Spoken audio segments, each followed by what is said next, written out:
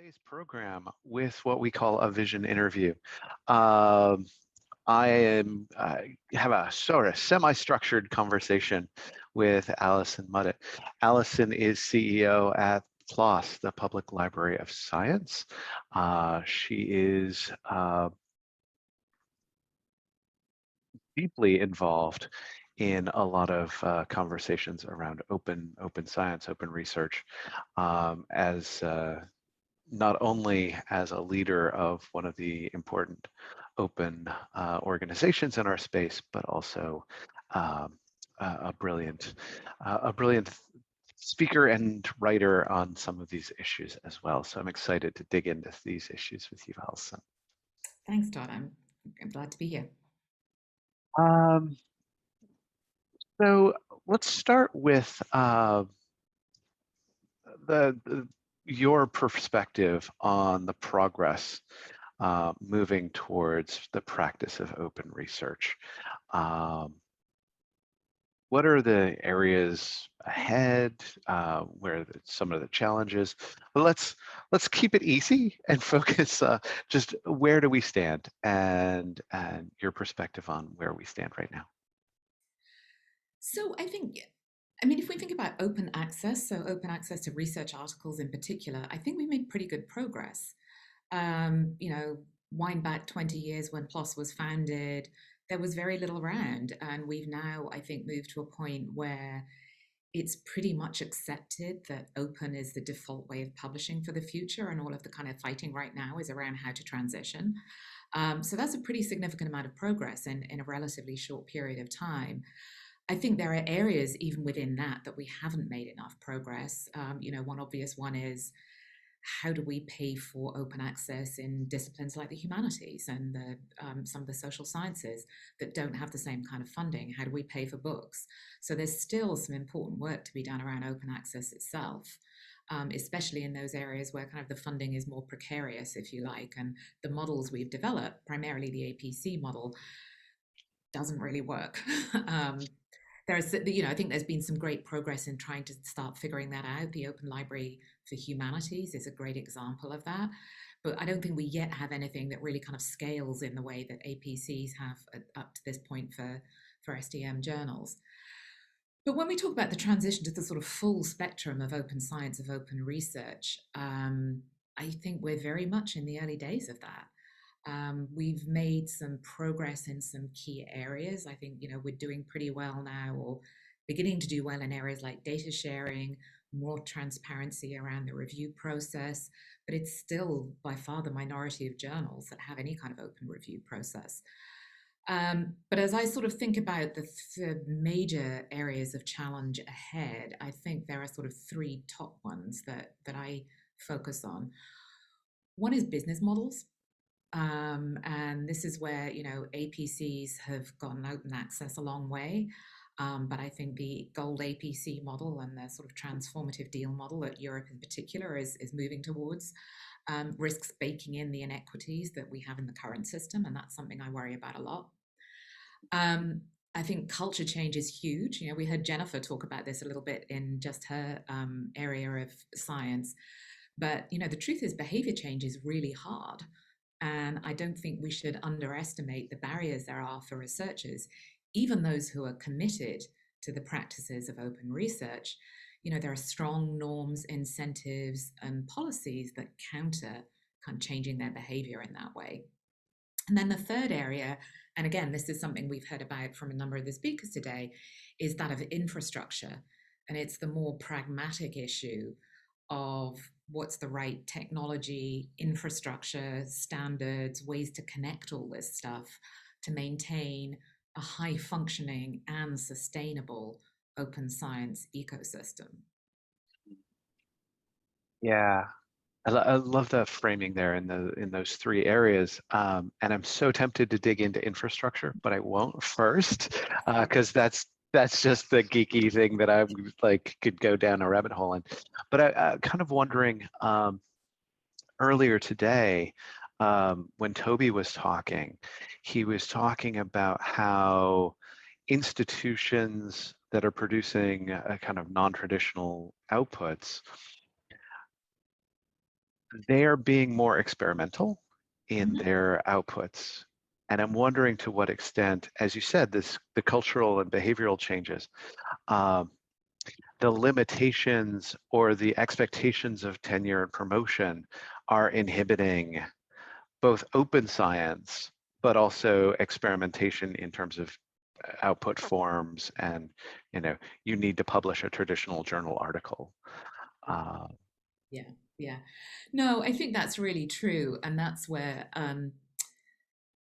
person whose work I think is most interesting on this that I've learned a lot from and has really sort of shaped my thinking about this is Brian Nosek at the Center for Open Science, and as a behavioral scientist himself, I think he's really hit on the fact that people, including researchers, are embedded in social and cultural systems, and so whether or not we want to change, those systems shape our behavior. They communicate norms, and whether that's from your disciplinary association, your disciplinary peers, or your institution, there's this really clear sense of this is what people do and this is what people like me do.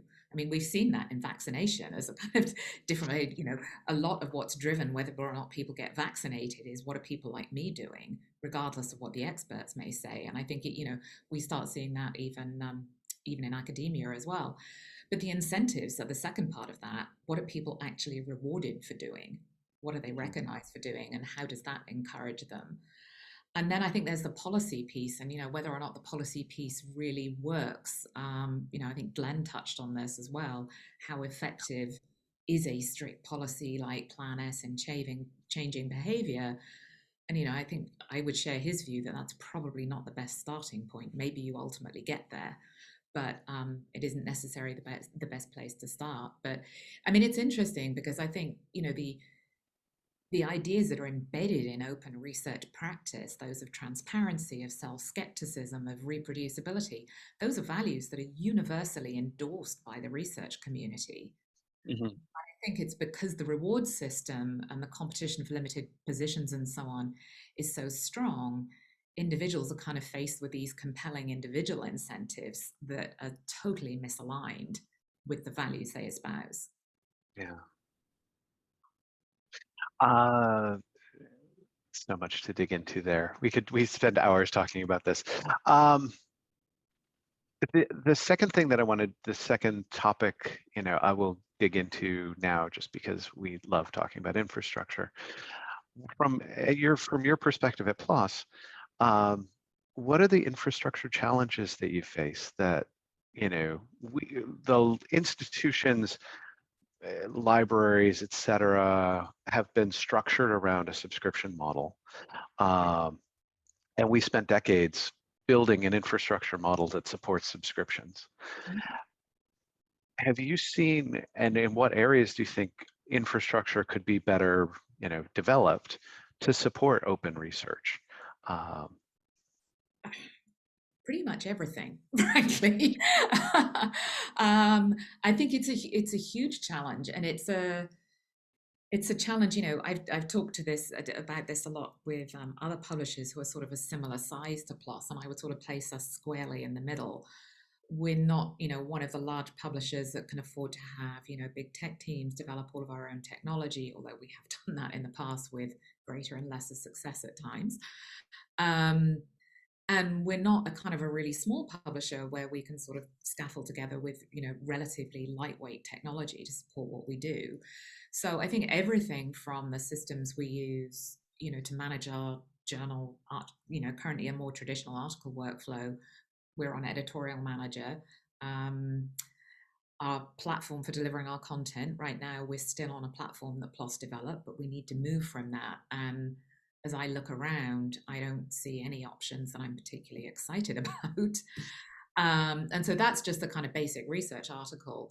But then as we start to look at all of the other research outputs that we ultimately want to connect to, so for PLOS right now, that's everything from pre-registration reports to earlier research reports to data to code to protocols. And right now, I think, to use Toby's language, we're doing this in a very analog way where we are sort of connecting these different pieces.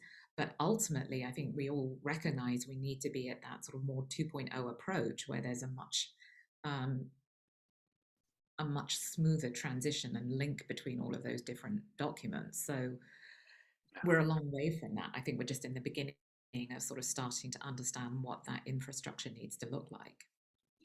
Yeah, no, definitely. NISO has a lot of work to do. um, the first issue that you touched on, equity. How can we ensure better equity, across a global community of researchers? I mean, Gabby was talking about this. Uh, we want to support a worldwide community of science, not just Western European or North American. How can we go about doing that?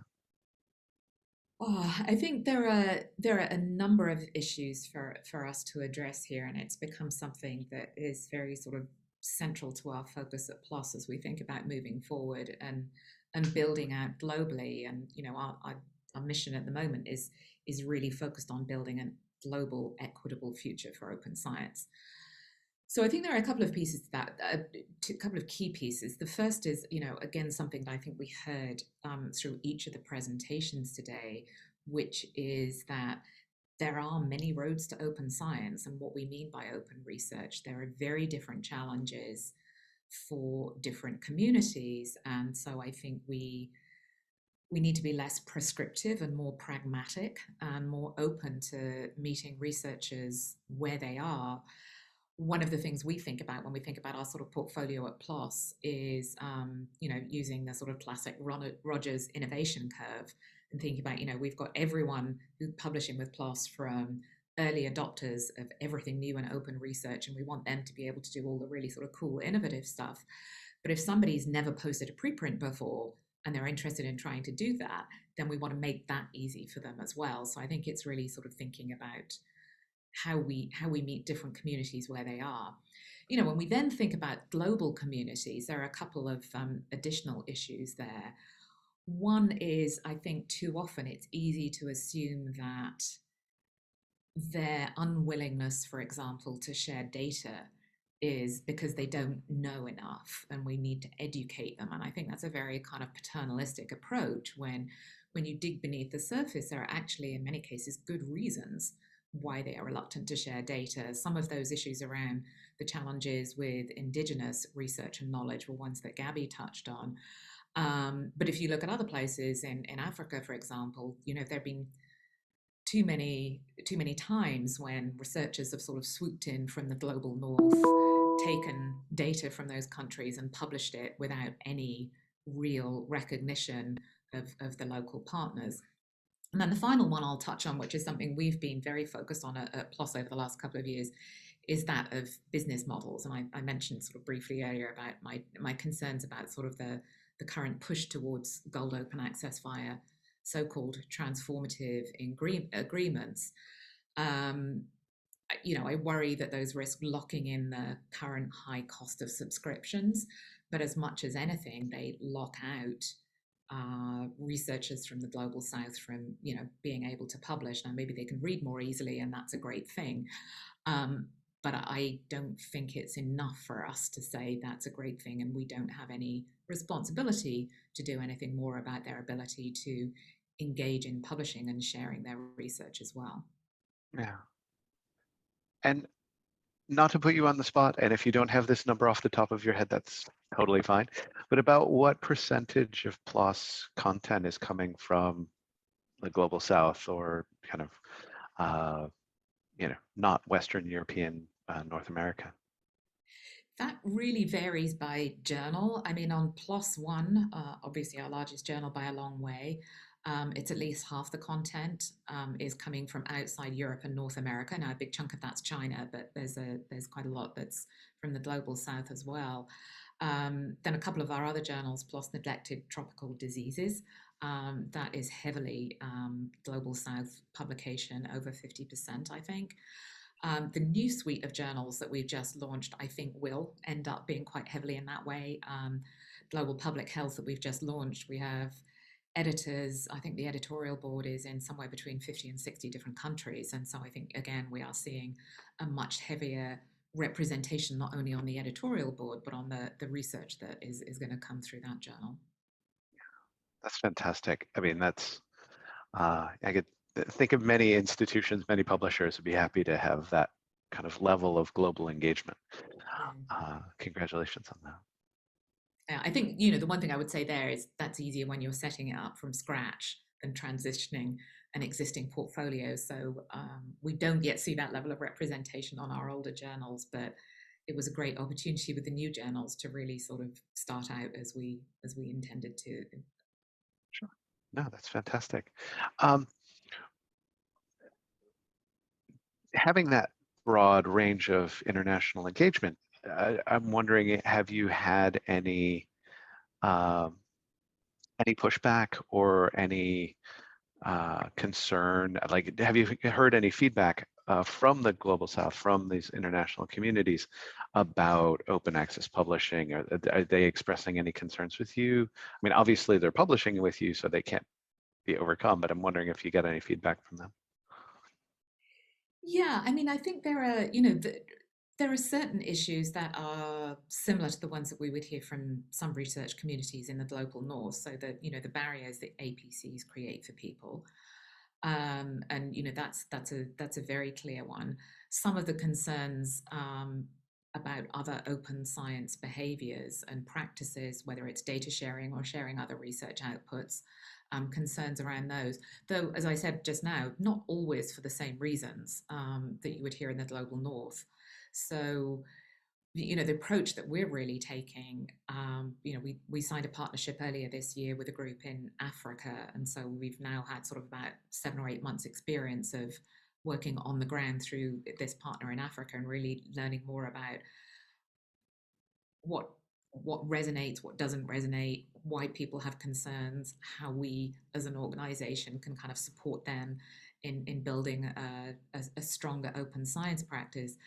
We're just opening an office in Singapore as well, and we'll be opening in Latin America next year. And so the approach we're taking is very much we need to sort of be on the ground, listening to those communities, understanding what the issues are for them, rather than just kind of wading in, assuming that we have all the answers. Because I think, as I said, the concerns may be similar, but quite often the underlying drivers for those concerns are quite different. Yeah.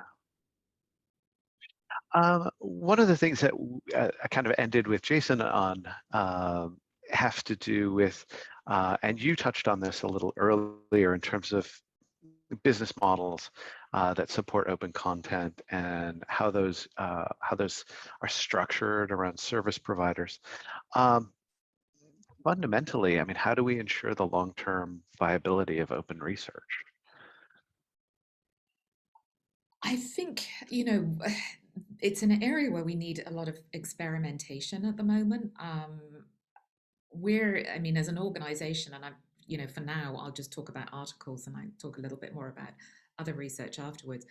You know, we're in a different position to many publishers who are looking to transition from subscription to APC or to open. Frankly, we're on a pathway where I hope that in a number of years' time, we won't have APCs. We're some way from that. That's still by far the majority of our income.